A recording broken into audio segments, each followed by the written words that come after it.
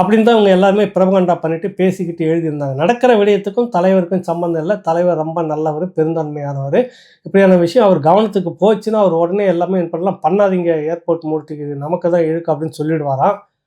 இதெல்லாம் பேசி தான் ஆகணும். அவர் தங்க ஊசின்றதுக்காக கண்ணெல்லாம் குத்திக்க முடியாதுல்ல யாருமே.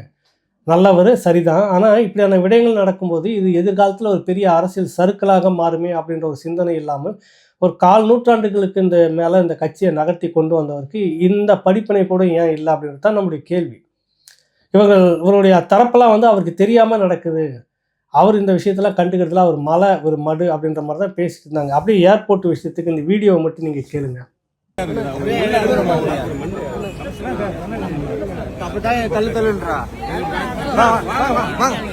அதான் கூட்டு வரேன்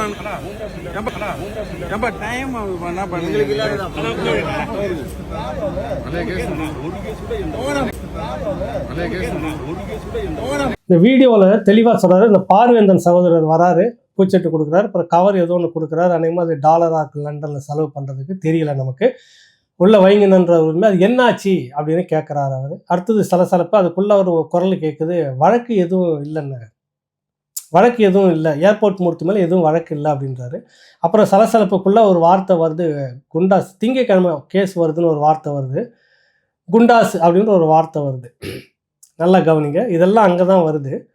அதுக்கு முன்பாக என்ன அப்படின்னு ஒரு விடயம் என்னக்கா, இன்னைக்கு திங்கக்கிழமை பிஜி கோர்ட்டில் உயர்நீதிமன்ற வளாகத்தில் இருக்க அந்த கோர்ட்டில் வந்துட்டு இன்றைக்கி பிணை அநேகமாக கொடுத்து விடுவார்கள் அப்படின்றது தான் நம்ம சொல்லலாம். ஃபார் ஆர்டர் அப்படின்னு தான் அவர் சொல்லியிருந்தார்.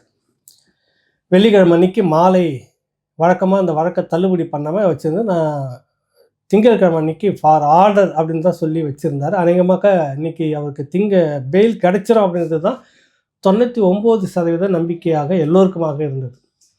அதனால தான் இவங்க தரப்பில் அவர் என்னாச்சுன்னு கேட்குறாரு அவர். ஏன்னா வழக்கு எதுவும் இல்லை. ஒரு குண்டாஸ் போடணுன்னா ஏற்கனவே அவர் மேலே நிறைய வழக்குகள், இந்த மாதிரி கடத்தல் வழக்கு, மிரட்டல் வழக்கு, வெட்டுக்குத்து வழக்கு, இப்படி நிறைய தொடர்ச்சியாக இருக்கணும். சமூக விரோத செயல்பாட்டில் அவர் இருந்துக்கிட்டே இருக்கணும். அந்த மாதிரி வழக்குகள்லாம் பார்த்திங்கன்னா அதில் ஏற்கனவே இருந்த வழக்கெல்லாம் தள்ளுபடி ஆகிடுச்சு. எந்த வழக்கம் இல்லை அப்படின்றத இவரே சொல்கிறார். சகோதரர் விடுதலை சிறுத்தைகளுடைய வழக்கறிஞரே சொல்கிறாரு. அந்த எதுவும் இல்லை அப்படின்ற வார்த்தை வருது, கவனிங்க. ஏர்போர்ட்டில் பேசும்போது பிறகு என்ன நடந்திருக்குன்னா ஏற்கனவே திட்டமிட்டு இருக்கிறாங்க. இதுதான் நான் சொன்னேன், புதன்கிழமை வாக்குலேயே எப்படி ஒரு மூவ்மெண்ட் இருக்குது, எதுவும் இல்லை, அடுத்தது குண்டாஸ் ஏதோ ஒரு வகையில் போடுவாங்க அப்படின்றது தான் சொல்லிட்டு